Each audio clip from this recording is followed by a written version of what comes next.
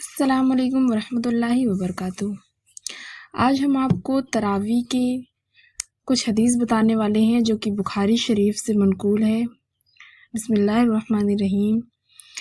میں نے رسول اللہ صلی اللہ علیہ وسلم سے سنا، آپ صلی اللہ علیہ وسلم رمضان کے فضائل بیان فرما رہے تھے کہ جو شخص بھی اس میں ایمان اور نیت اجر و ثواب کے ساتھ رات میں نماز کے لیے کھڑا ہو، اس کے اگلے تمام گناہ معاف کر دیے جائیں گے۔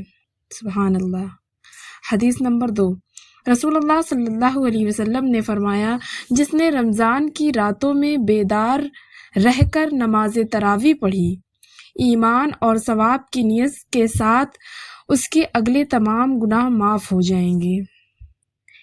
ابن شہاب نے بیان کیا کہ پھر نبی کریم صلی اللہ علیہ وسلم کی وفات ہو گئی اور لوگوں کا یہی حال رہا، الگ الگ اکیلے اور جماعتوں سے تراویح پڑھتے تھے۔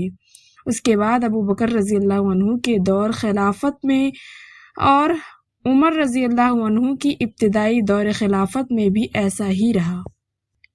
حدیث نمبر 3، رسول اللہ صلی اللہ علیہ وسلم ایک مرتبہ رمضان کی نصف شب میں مسجد تشریف لے گئے اور وہاں تراویح کی نماز پڑھی۔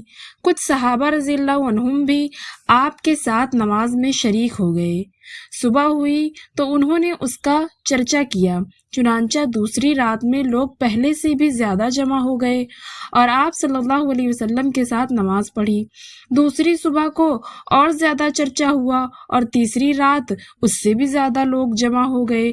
آپ صلی اللہ علیہ وسلم نے اس رات بھی نماز پڑھی اور لوگوں نے آپ صلی اللہ علیہ وسلم کی اقتدا کی۔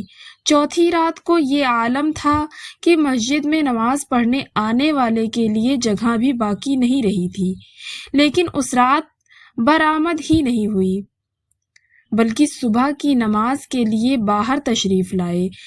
جب نماز پڑھ لی تو لوگوں کی طرف متوجہ ہو کر شہادت کے بعد فرمایا، تمہارے یہاں جمع ہونے کا مجھے علم تھا، لیکن مجھے خوف اس کا ہوا کہ کہیں یہ نماز تم پر فرض نہ کر دی جائے اور پھر تم اس کی ادائیگی سے عاجز ہو جاؤ۔ چنانچہ جب نبی کریم صلی اللہ علیہ وسلم کی وفات ہوئی تو یہاں کیفیت قائم رہی۔ میں عمر بن خطاب رضی اللہ عنہ کے ساتھ رمضان کی ایک رات کو مسجد میں گیا۔ سب لوگ متفرق اور منتشر تھے، کوئی اکیلا نماز پڑھ رہا تھا اور کچھ کسی کے پیچھے کھڑے ہوئے تھے۔ اس پر عمر رضی اللہ عنہ نے فرمایا، میرا خیال ہے کہ اگر میں تمام لوگوں کو ایک قاری کے پیچھے جمع کر دوں تو زیادہ اچھا ہوگا۔ چنانچہ آپ نے یہی ٹھان کر ابی بن کعب رضی اللہ عنہ کو ان کا امام بنا دیا۔ پھر ایک رات جو میں ان کے ساتھ نکلا تو دیکھا کہ لوگ اپنے امام کے پیچھے نماز تراویح پڑھ رہے ہیں۔ حضرت عمر رضی اللہ عنہ نے فرمایا، یہ نیا طریقہ بہتر